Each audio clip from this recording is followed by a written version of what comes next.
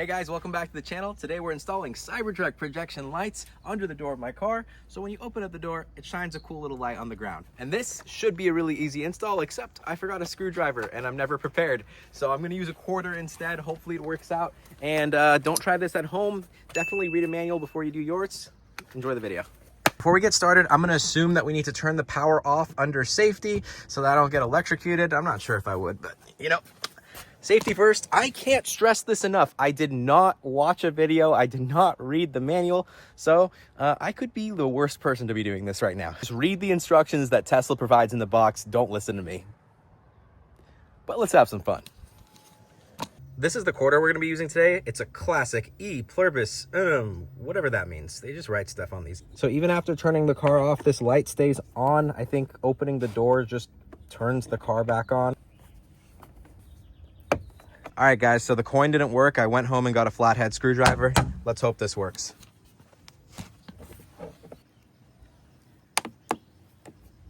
Oh, God, that was so much easier. Bye. Out with the old and in with the new. I'm going to assume L means driver's side for left when you're sitting in the driver's seat. Let's hope so.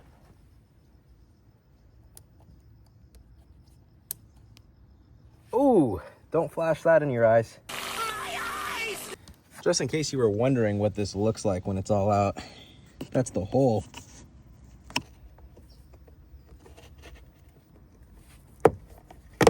Oh, got it. Tesla. Got one more to go. Wish me luck. Why is it so easy with the screwdriver? I couldn't do it with a coin.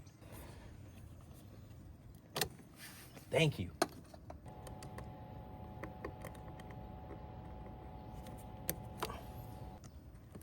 This is a little bit thicker than the one that I took out, so it's kind of hard to get back in.